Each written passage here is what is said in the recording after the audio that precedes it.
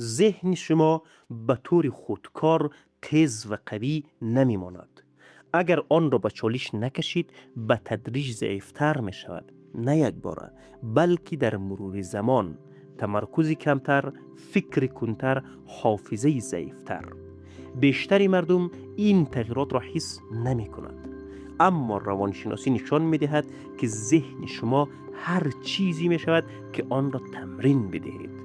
و در این ویدیو ما 6 تمرین را بررسی می کنیم که ذهن را تیزتر و قویتر می نماید. و تمرین ششم را از دست ندهید. 1. مشکلات را بدون کمک فوری حل کنید. وقتی با مشکلی روبرو می شوید وسوسه نشوید که فوراً پاسخ را پیدا کنید.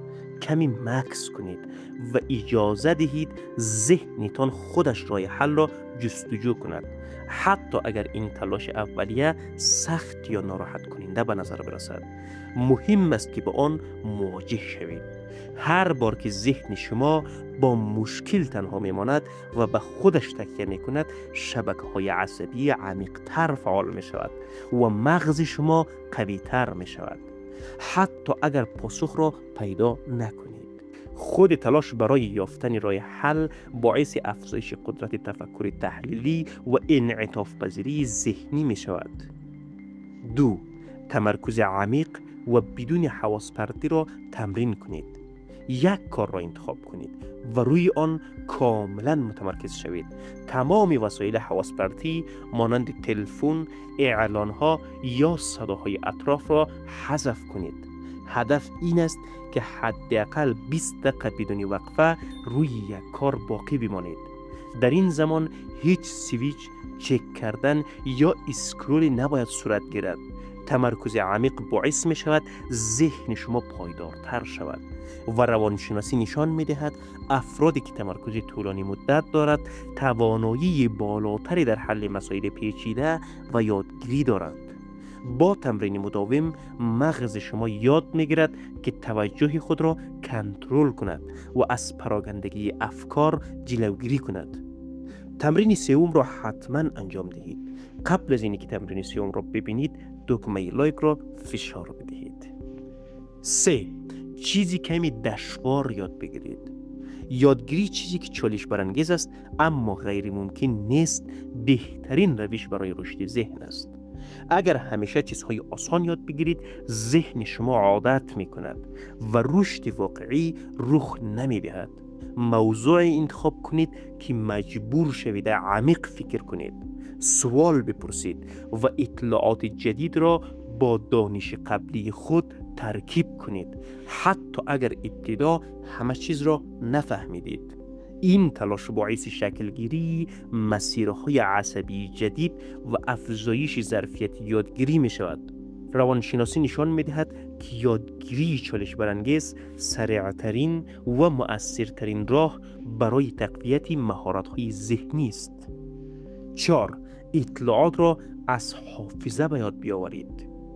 به جای اینکه فقط دوباره مطالب را مرور کنید، تلاش کنید آنها را از حافظه تان بیرون بکشید. چشمهایتان را ببندید و جزئیات را در ذهن خود مرور کنید، حتی اگر بخش از آن را فراموش کنید. تلاش فعال برای یادآوری اطلاعات حافظه شما را بسیار قوی تر می کند.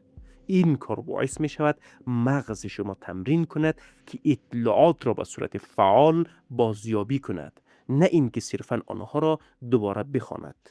روانشناسی نشان می دهد که تمرین یادآوری فعال اثر بسیار بیشتری روی تثبیت حافظه دارد و باعث می شود ذهن شما در مواجهه با چالش های جدید سریعتر واکنش نشان دهد. 5. آنچه یاد می گیرید را توضیح دهید. توضیح دادن یادگیری ها به دیگران یا حتی به خودتان یکی از بهترین روش ها برای درک عمیق است. سعی کنید مطالب را با کلمات ساده و قابل فهم بیان کنید، مثل اینکه به کسی آموزش می دهید. وقتی جای گیر می کنید یا احساس می کنید نمی توانید توضیح بدهید، این نشان می دهد که هنوز کامل اون موضوع را نفهمیده اید. با تمرین توضیح دادن نه تنها فهم شما عمیق‌تر می شود، بلکه مغزتان یاد می گیرد که اطلاعات را ساختاربندی و ارتباط منطقی بین آنها را برقرار کند. روانشناسی نشان می دهد افرادی که آموزش می دهد یا توضیح می دهد سریعتر یاد می گیرند و حافظه قوی تری دارند. رسیدیم به تمرین ششم، ولی یک سوال شما بیشتر از کدام تمرین ها استفاده کرده اید؟ تجربه تان را در کامنت با ما در میان بگذارید. 6. کارها را بدون حالت خودکار انجام دهید.